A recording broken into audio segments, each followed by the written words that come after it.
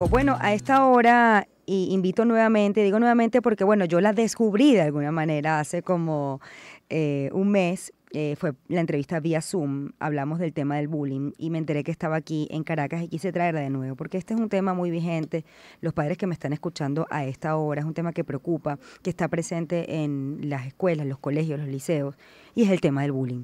He invitado a Alejandra Shatsky, fundadora y CEO de Generación EPI, experta en bullying y aliada del empoderamiento, para tocar nuevamente y revisar estos puntos que, bueno, que preocupa a la familia, que preocupa al niño, que va a un entorno que debería ser seguro, alegre y armonioso y que no siempre se da de esa manera. ¿Por qué? Es la pregunta. Buenos días y bienvenida, Alejandra. Buenos días, Shirley. Muchísimas gracias por tenerme nuevamente aquí. Por favor, el placer es para nosotros. Bueno, yo estaba pensando...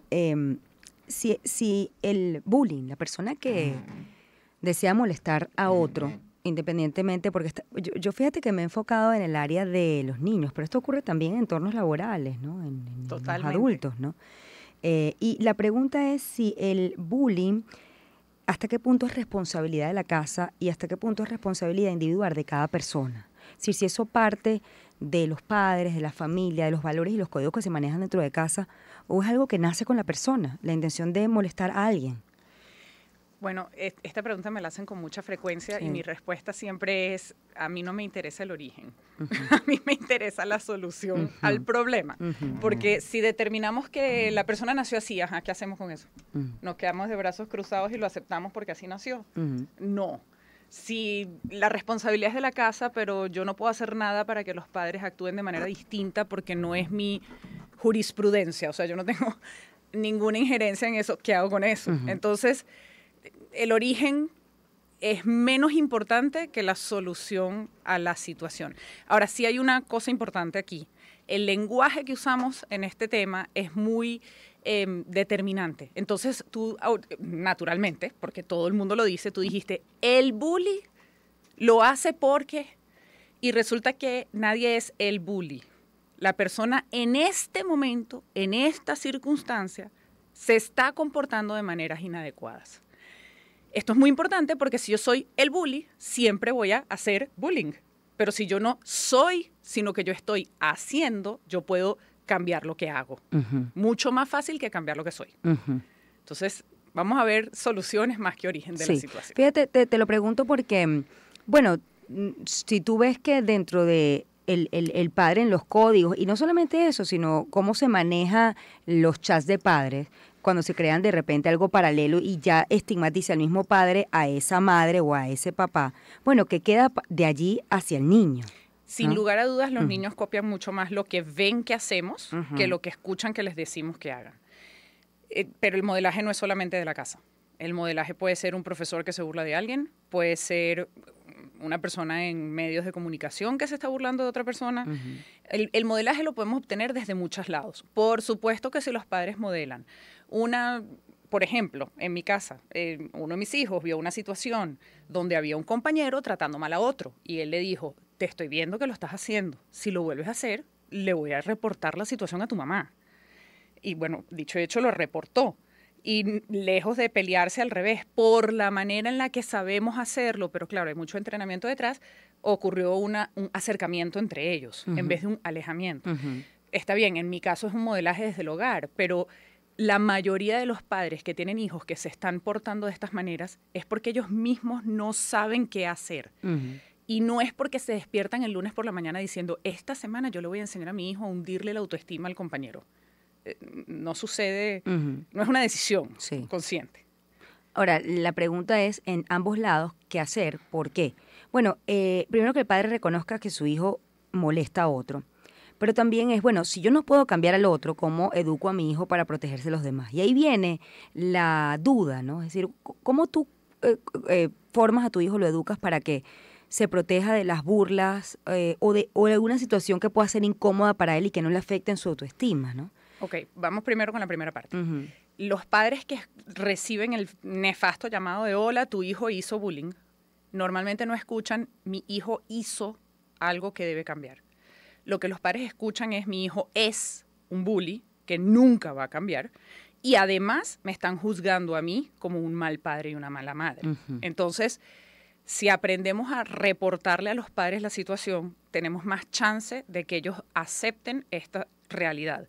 Entonces, si hay alguien escuchando que necesita decirle a un padre o una madre esta situación, primero, no los llamen a decirles, mira, tu hijo le hizo esto a mi hijo, o su hijo hizo esto de esta manera y entonces su hijo es un maltratador. No lo hagan de esa forma porque lo que van a disparar es el bully de las cabezas de los padres que les dicen, yo soy un mal padre. Entonces, lo que se debe hacer es tú llamas y dices, hola, hay una oportunidad de aprendizaje para que tu hijo saque su mejor versión de sí. Yo creo en el potencial de tu hijo y sé que es una gran persona que en esta ocasión cometió un error.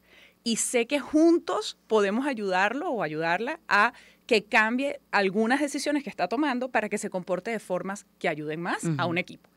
Si esto queda grabado, por favor, alguien que tome nota y tal cual libreto de teatro, porque le cambias cualquier palabra y ya la otra persona escucha cualquier otra cosa menos este mensaje. Entonces, por ese lado, para que los padres acepten que esto está pasando, tenemos que garantizarles que nosotros sabemos que sus hijos son buenos adentro de su corazón, que lo que están haciendo les hace parecer malos, pero no son malos. Lo que pasa es que, bueno, en español hemos matado el verbo ser y el verbo hacer, porque no sé si has visto, ¿no? Sí. En WhatsApp te escriben, hoy voy a hacer la cena. Entonces tú dices, bueno, voy a hacer la cena o voy a hacer la cena y alguien me va a comer esta noche. Entonces, bueno, cuidado con eso. La segunda pregunta que me hiciste, ¿cómo le enseño yo a mis hijos a defenderse, a protegerse, a empoderarse, a poner límites constructivos? Nuevamente, lo primero es dejar atrás las palabras que no nos ayudan. Tú no eres víctima de bullying. Yo no soy una víctima. Porque esto es importante y esto es un cambio radical. O sea, la mayoría de la gente que habla de temas de bullying en el mundo habla de que la persona es una víctima. Resulta que si yo le enseño a un joven que él o ella es una víctima, le estoy diciendo, te tienes que quedar sentado de brazos, porque a las víctimas hay que rescatarlas. Y es verdad que hay muchas veces que una persona necesita un rescate, pero una vez la rescaté, ahora la tengo que empoderar. Si yo me permanezco en esa posición de soy una víctima, pobrecita yo, pobrecito yo para siempre, muy difícilmente voy a encontrar esa posibilidad interna de cambio. Entonces, en vez de decirle, ay, sí, pobrecito, lo que te está pasando, es que tú eres una pobre víctima de bullying, eso vamos a cambiarlo de ahora en adelante y le vamos a decir, todavía no sé cómo ayudarte, pero sí sé que en este momento lo que te está pasando no está bien y tú no te lo mereces. Juntos vamos a encontrar la solución. Mira, hago mucho énfasis en la palabra juntos. O sea, yo no te voy a resolver esto a ti solo, sino que juntos vamos a encontrar una solución. La vez pasada también te mencioné mucho decirles, tú no te lo mereces. ¿Por qué? Es muy típico que la persona que está recibiendo maltrato de cualquier tipo y en cualquier edad y de cualquier circunstancia, se está cuestionando qué estoy haciendo yo para merecerlo. Y eso es porque si yo descubro qué es lo que yo estoy haciendo para merecerlo, entonces yo tengo el control para cambiar lo que yo estoy haciendo y entonces puedo frenar lo que el otro hace. Y esto es un gran mito. Claro, tú no tienes nada, es decir, no tienes ningún defecto o algo que la gente pueda modificar o cambiar. ¿Sí? Esa no es la solución. Además, el comportamiento del otro es del otro. Por eso. Pero también fíjate que tú dices, bueno, yo no me merezco esto, pero también el que hace bullying es también decirle, no sé si es la orientación adecuada, tú no te puedes meter, tú no tienes por qué meterte con el otro, con el cuerpo del otro, con la religión del otro, con el color del otro. Es bastante más efectivo, en vez de decirle, hacerle reflexionar qué es lo que busca con su comportamiento. O sea, si tú quieres frenar a alguien en el momento, o porque recibiste el reporte después, tú te sientas con mucha tranquilidad y de verdad, con curiosidad, le dices, ¿me podrías contar qué es lo que quieres lograr? O sea, ¿cuál es tu intención? ¿Cuál es tu objetivo al hacer esto que estás haciendo? Y te callas y esperas la respuesta. No se la das. Porque ellos van a descubrir quizás que su objetivo es una cosa y lo que están logrando es otra. Por ejemplo, si mi objetivo es ser gracioso, divertir a los demás y descubro que en el camino estoy hundiendo a alguien, tal vez me puedo dar cuenta que mi objetivo no está siendo cumplido a cabalidad. Si mi objetivo es, no, lo que pasa es que Shirley, tú no sabes que hace 2 años esta persona me hizo esto y esto y esto, entonces claro, ahora yo estoy más fuerte, tengo un grupo más grande, entonces llegó la hora de vengarme. Ajá, ¿para qué? ¿Cuál es tu objetivo? O sea, si quieres vengarte, perfecto, ya te entendí. Le vuelves a preguntar, ¿y para qué te quieres vengar? O sea, ¿cuál es tu objetivo? ¿Cuál es tu intención? Bueno, que esa persona sepa lo que a mí me pasó. Ajá, ¿para qué? ¿Cuál es tu objetivo? ¿Cuál es tu intención? Al final vas a descubrir que te va a decir, bueno, para que no me lo vuelva a hacer. Ok. ¿Qué otras maneras tenemos para que esta persona no te trate mal, o mejor dicho, te trate bien, sin que tú la hundas, sin que tú la hieras? Entonces, en vez de decirle, tú no tienes derecho a hacerle esto al otro, que sí, por supuesto, solo vamos a decir, en el calor del momento todos vamos a decir, tú no tienes derecho a maltratar a nadie. Pero para tener ese cambio que buscamos, es más importante preguntarle cuál es su intención. Claro. Y ahorita la pregunta es, ¿qué pasa si no hay intención? Si no, la persona es simplemente, bueno, envidia quizás al otro. Y de ahí parte envidia, o tiene, digamos, cierta distancia, no congenia con el otro. Ok, vamos primero con envidia. Ajá. Si tú envidias a alguien y haces lo necesario para dañarle su autoestima, vamos a imaginar que eso es lo que está ocurriendo. Y tú me dices, bueno, no hay intención, hay envidia. Ajá. ¿Qué quiere esa persona lograr? Una persona que envidia a la otra, en teoría, lo que quiere lograr es sentirse bien consigo misma. Entonces, bueno, supone que al dañarla al otro, la teoría de, tú sabes, no hay que bajar a nadie para tú subir. Bueno, ajá, si tú lo que quieres es subir y sentirte bien contigo mismo, ¿es necesario hundir a otro para tú sentirte bien? O sea, siempre va a haber al final una intención. Lo que pasa es que la gran mayoría de la gente no es consciente de esa intención. Fíjate que aquí, perdón que te interrumpa, Alejandra, mucha gente pregunta, ¿quién debe parar esto? ¿Es la familia o es el colegio? ¿Hasta qué punto? ¿Quién tiene la responsabilidad cuando ocurre en un entorno familiar, escolar? Ok, cuando ocurre en un entorno escolar, la responsabilidad primero que nada es de todos. O sea, si mi hijo me comenta que tiene un compañero que está maltratando a una compañera y que le está diciendo cosas incorrectas, y yo escucho eso en casa, y mi hijo no está involucrado, mi hijo solamente me contó lo que vio. Si yo soy parte de una comunidad escolar, yo soy corresponsable de crear una cultura escolar positiva. Entonces, yo como mamá debería, de alguna manera, o ponerme en contacto con la mamá de la persona que está recibiendo ese maltrato, o con el colegio, o si tengo confianza y sé ese libreto que les di al principio, ¿no? O sea, hola, fulanita, mira, hay una oportunidad de aprendizaje, no voy a repetir porque esto queda grabado y que la gente lo vea. Entonces, yo que no tengo ni siquiera involucrado a mi hijo, ¿soy responsable o no soy responsable de contribuir a que esto pare y cambie? Por supuesto que sí. Entonces, si yo que no estoy involucrada soy responsable, ¿quién es responsable? Todos. O sea, el colegio tiene su parte de responsabilidad. Desafortunada o afortunadamente, todavía no lo sé, hay leyes que obligan a los profesores y al colegio y a las autoridades a intervenir de ciertas maneras. Entonces, claro, es muy fácil lavarse las manos y decir la responsabilidad es del colegio porque la ley así lo indica. Pero bueno, la ley lo que está es intentando ayudar a resolver un problema. Pero eso no quiere decir que tú como mamá o papá estás eximido de la responsabilidad. No, solamente que la ley no te puede obligar a ti, porque ¿qué van a hacer? ¿A escribir una ley diciendo usted en su casa a la hora de cenar tiene que tener una conversación con su hijo? Es imposible de hacer cumplir esa ley. Entonces, la responsabilidad es de todos, porque todos formamos parte de la cultura escolar. Lo otro también, Alejandra, es, bueno, el padre que no sabe, así como el colegio a veces no sabe manejarlo, el padre tampoco. Entonces viene el, bueno, defiéndete, pero es que eso también al final te conviertes en lo mismo. Entonces, oye, ¿cómo frenamos? ¿Cómo solucionamos esto de una manera adecuada? Ok. Lo primero es reconociendo que ni el colegio ni los padres tienen conocimiento, como tú acabas de bien decir. Entonces, en vez de estar enojados con alguien porque no está haciendo algo, vamos a darnos cuenta que no está haciendo algo porque no sabe lo que puede hacer. Entonces, una frase que a mí me ha ayudado mucho a ayudar a empoderar a estos chicos es que tú les dices, no es que nadie hace nada porque a nadie le importa, sino que muchos no hacen nada porque no saben lo que pueden hacer. Entonces, tú me preguntaste, ¿cómo crío yo un hijo para empoderarlo? En principio le das esa información. Le dices, no es que tú no le importas a nadie, sino que la gente no sabe lo que puede hacer y estamos juntos como sociedad aprendiendo. Entonces, una vez reconocemos eso, nos tenemos que dar cuenta que existe un tipo de analfabetismo, que es el analfabetismo relacional.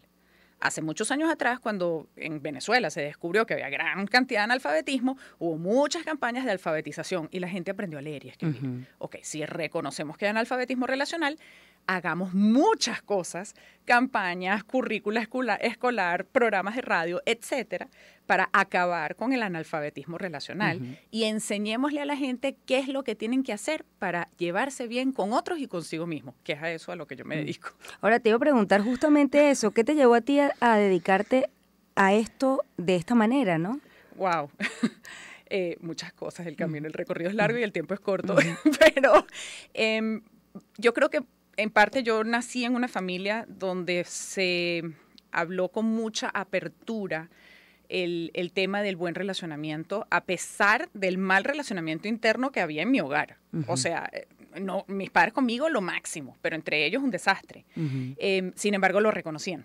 Entonces, bueno, obviamente lo reconocieron, hubo divorcio y demás, pero siempre hubo mucho reconocimiento de que el tema de cómo tú tratas a la otra persona es algo fundamental. Y yo desde muy chiquitita observé, de hecho, algo que me marcó la vida. Yo estoy escribiendo un libro y eso está en el prólogo. Teníamos en mi casa una pareja que trabajaba con mis padres y ellos tenían 2 hijos y su hija era mi mejor amiga. O sea, yo vivía con ella de 2 años menor, era mi mejor amiga. Y un día nos lleva mi mamá a la playa. Se ve que ese fin de semana ella no volvió a su casa, yo no sé por qué, y nos lleva mi mamá solamente a ella y a mí a la playa. Y estando en la piscina, esto estamos hablando del año de Cataplum, o sea, en 1984. Eres joven. No, debe haber sido el año 1984. Y esto ocurrió en Venezuela. En el club se le acerca una persona a mi mamá y le dice, los hijos de los empleados no se pueden bañar en la piscina. Y claro, tú ahí tienes un montón de opciones de cómo respondo a esta situación.